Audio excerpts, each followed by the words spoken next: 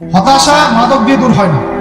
হতাশা দূর হবে, বলে দিব, তিনটা জিনিস, মাত্র তিনটা। কয়টা ভাই? এক, 5 ওয়াক্ত নামাজ। এক কি?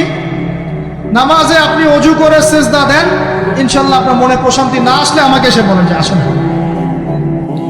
চোখের পানি, মনের আবেগ যা আছে আপনার ভিতরে, কষ্ট, দুঃখ, যন্ত্রণা, সব আল্লাহকে ঢেলে দিবেন ইনশাল্লাহ।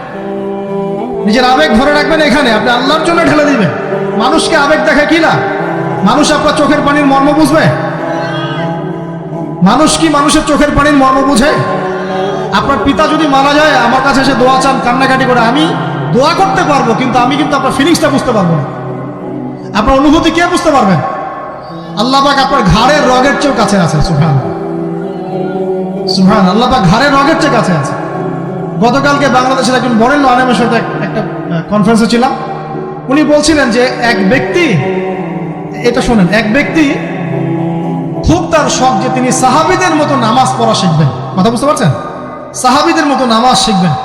তো একজন বরেণ্য আলেমের কাছে এসেছেন, এসে বলছেন যে আমাকে সাহাবীদের মতো নামাজ শিখিয়ে দেন।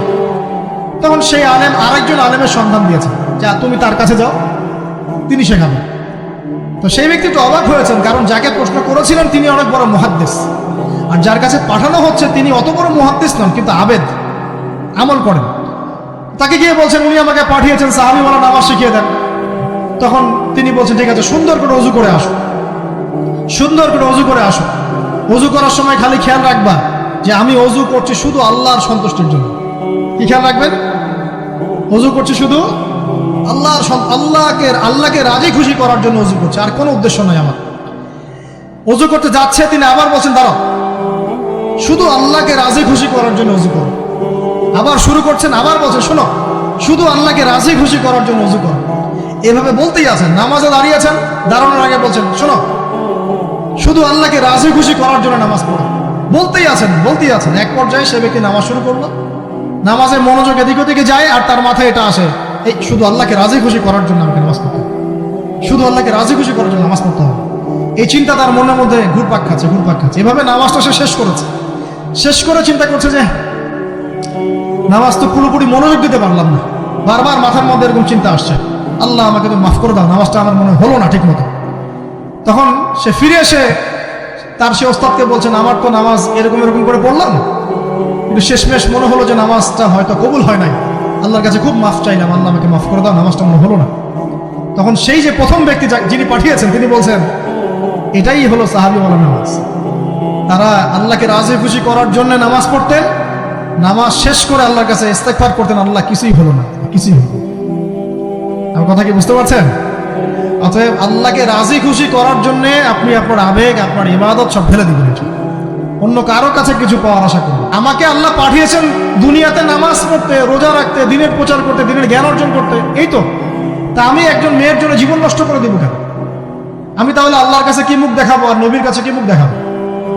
ওখানে গিয়ে বলবো আল্লাহ আমি আমার অমুক প্রেমিকার জন্য আশেক হয়ে একদম জীবন দিয়ে দিয়েছি, আত্মহত্যা করেছি। গেছে ভাই, যাইতে দেন। যে ব্যক্তি আপনার অবস্থানকে মূল্যায়ন করে নাই, সে আপনার যোগ্য ছিল না। এখন আপনি কি করবেন? নিজের অবস্থান উন্নত করেন, আপনার পিছনে লাইন ধরে ঘুরবে ইনশাআল্লাহ। এটাই বাস্তবতা। দুনিয়া খুব খারাপ জিনিস।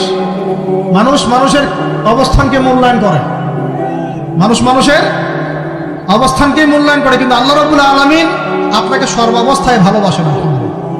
এই যে আমরা এখন অনেক পাপ করছি না, আল্লাহ কি আমাদেরকে আযাব দিয়ে ধ্বংস করে দিয়েছেন? আল্লাহ পাক এখনো আমাদেরকে ভালোবাসেন, রহম করেন, আল্লাহ পাক অপেক্ষা করছেন কখন তওবা করবে, আমি তওবা কবুল করব। এই কখন আমার বান্দা খালি একবার বলে আস্তাগফিরুল্লাহ, আল্লাহ পাক সাথে সাথে মাফ করে দিবেন। আর সেই আল্লাহকে ভুলে আপনি কার পিছনে ছুটছেন? আমরা কিন্তু নিয়াত করতে পারি ভাই, যে আমরা যারা ওয়াজ শুনলাম জীবনে কোনোদিন সিগারেটে হাত দিব না ইনশাআল্লাহ। রাজি আছি ভাই? অন্য বড় বড় জিনিস তো বহু দূরের কথা। আচ্ছা, অনেকে রাজি হয় নাই কেন? আপনারা কি অলরেডি আসক্ত? আমি অনেক ভাইকে দেখেছি মাশাআল্লাহ ইফতার খুলেই একদম বেনসন টানা শুরু করে। হ্যাঁ, এটা যে হারাম আপনাদের কেউ ওয়াজ করে শোনায় নাই? এটাকে কি মনে করেন আপনারা, হারাম না হালাল? কেউ বলেছে মাকরু, নাকি মাকরু ফতোয়া দিয়েছে? মাকরু শব্দের অর্থ জানেন আপনি? মাকরু শব্দের অর্থ কি শোনেন। সূরা বনী ইসরাঈল খুলবেন। কোন সূরা? সূরা বনী ইসরাঈল আল্লাহ পাক বলছেন, আমি বনু ইসরাইলকে এই কাজগুলো করতে নিষেধ করেছেন। কোন কোন কাজ? জেনা করো না, জেনার ধার কাছে যেও না, এতিমের মাল আত্মসাৎ করো না, শিরিক করো না ইত্যাদি। যারা আলেম আছেন তারা আমার কথা বুঝবেন। এই কাজগুলোর পরে আল্লাহ পাক বলছেন যে এই প্রত্যেকটা কাজ আল্লাহর কাছে মাকরুহ, অপছন্দ। কিসের? অপছন্দ। আর এটাকে আপনি সহজ মনে করছেন? নিয়াত করি আল্লাহ পাকের সন্তুষ্টির জন্য আমরা কোনোদিনও মাদকের সাথে সম্পৃক্ত হব না ইনশাআল্লাহ।